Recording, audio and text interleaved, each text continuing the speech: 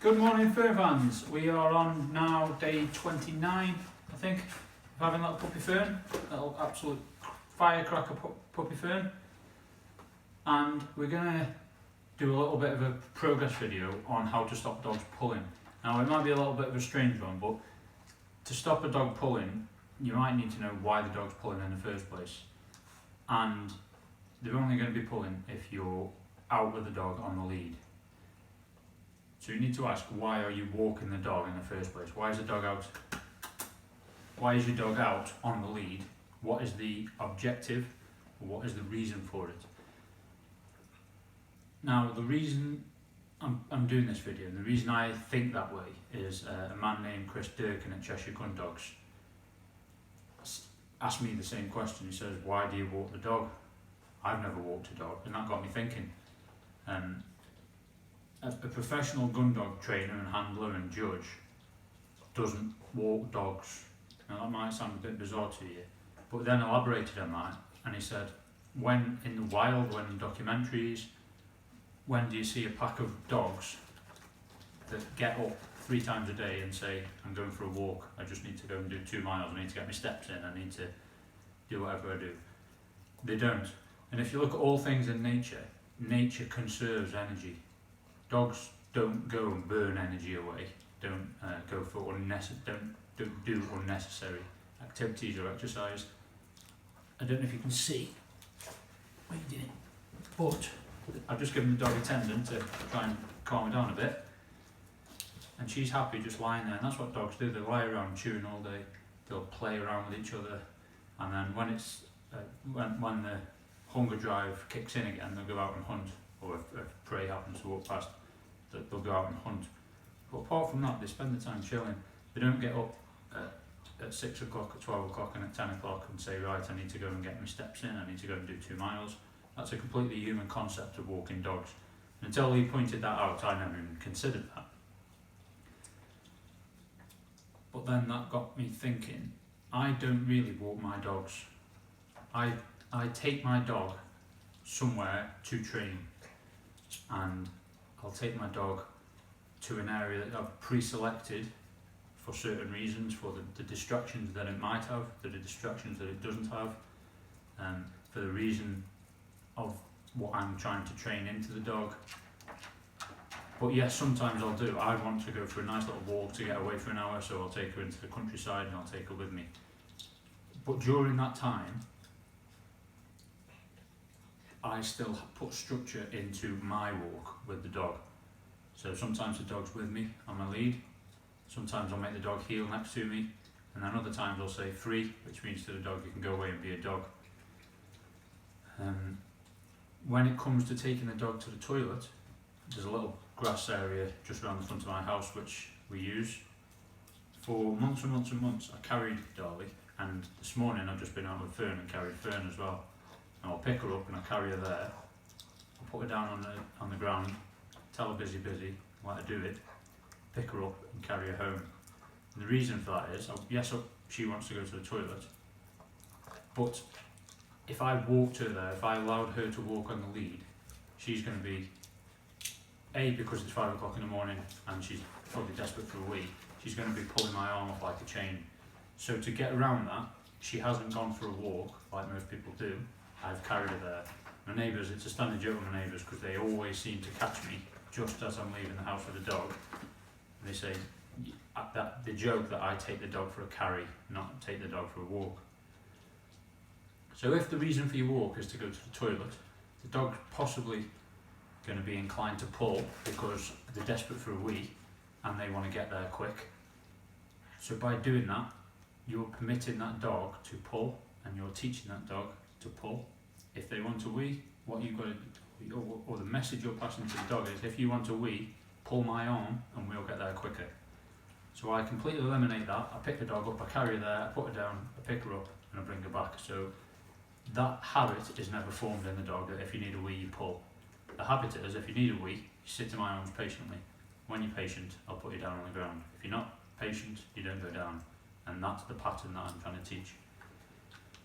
So the other one could be you taking a dog for a walk to give it some exercise, because we all know dogs need exercise, and that's a separate video in itself. So if you're being kind and humane and letting your dog go for a walk for some exercise, it's in a dog's nature to sniff. There's thousands and thousands and thousands of messages in every little bit of wee and bit of poo and scent marking that dogs do, and they're passing those messages on to each other. And it's a dog's way of I call it reading the newspaper. So it's a dog's way of going out and seeing what's going on in the world. There's nothing, well, there probably are things that wind me up more, but it really winds me up when I'm driving past somebody. They're taking the dog for a walk for this reason, and every time the dog stops to sniff at something, they yank the chain and they pull the dog with them.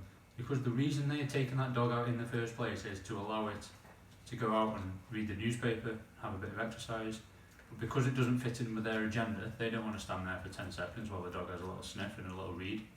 They yank the chain. So that defeats the object that they've taken out to try and achieve in the first place.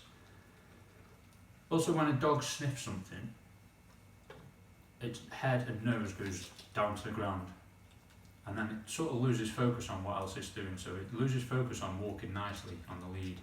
So by allowing a dog to put his nose to the ground and sniff, you've sort of permitted it then to pull you again on the arm. So you're teaching the dog, every time you smell something nice, forget everything else, your head goes down and you go like a train. So if I'm walking my dog from A to B on a lead, I keep the head up, I don't let it put her nose down and sniff, because that's when that bad habit comes in. If you're on the lead and you sniff something nice, you can pull me, and we don't want that. So that's one of the reasons why you may be taking your dog for a walk, is to allow it some daily exercise. Now if you're going to do that, the dog's going to sniff, the dog's head's going to go down, and then you're going to probably or possibly lose control and lose your lead skills with the dog, and lose the ability to let your dog walk on a loose lead.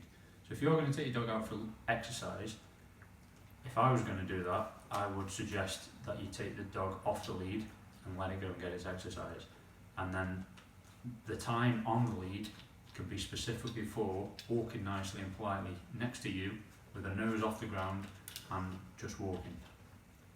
So another reason you could be walking a dog is to move from A to B, to go from your house to your friend's house. It could be to go from your house to pick your kids up from school. It could be to go any reason, to go from place 1 to place 2.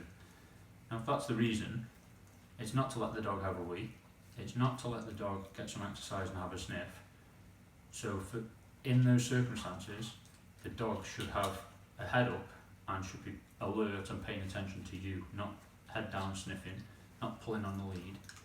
And now that's pretty much the only time I will take a dog on a lead now, since Dolly's 9 months old, so for the past 9 months. So there's a field 500 metres away from my home, which is sometimes used for training. If I'm going from here to there, then now Dolly's so heavy, I will walk her there. I used to carry her there, but she got that heavy, I just couldn't. It was only 500 metres up. I was dying by the time I got there.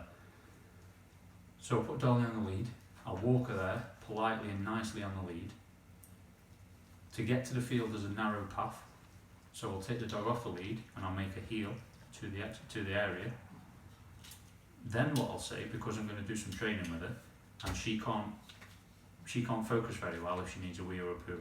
So what I'll tell her then is busy, she goes off and does what she needs to do, and then we come back and the lesson starts. Now, it's not a lesson to the dog, she loves that kind of thing, but she thinks it's fun and games, but it's actually a lesson. So ask yourself, why are you taking your dog out in the first place? Is it exercise? Is it to allow it to wee and poo? Is it to go from one place to another? Is it because we're told we have to take dogs out and it's not kind and not cruel? Find the reason why you're going out. Find the reason why the dog pulls on your lead during that journey, and then try and eliminate the pulling. Try and control the time on the lead. A lot of people take the dogs out for a walk, but they live in rural areas. Put your dog in the car and and drive somewhere in the countryside, try and eliminate the options for your dog when it's on a lead to pull. If you watch probably the next video I'm going to do, and I think it was the last one I did on lead work, we're going to look at what happens when a dog pulls on a lead. And most of the time, a dog pulls on a lead because it's been permitted to and it's been conditioned that that's how you get to where you want to go. So what I do, every time there's a bit of tension on the lead, I turn around and I go the opposite way. And you're teaching the dog then, if you want to go down there, you've got to be stood next to me, nice and calm. If you're pulling me down there, then we're going that way, and you're not ever going to get to where you want to go. So the reason why you want to walk the dog, identify that, identify when it is that the dog pulls, and try and eliminate control as much of those variables as you can. And if you're in control of when the dog pulls, then you can be in control of eliminating that and stopping that, and narrowing down those opportunities the dog's got to pull, and then eventually being in control of them. And the long-term goal is that when you're out with the dog on a lead, she doesn't pull. So I'll film another one tomorrow discussing a progression in how to teach a dog not to pull on a lead. But for now, try and get your head around what I've just been waffling on about, because I know it's a bit of a strange topic and subject, but it's all about identifying patterns in the dog and then eliminating them.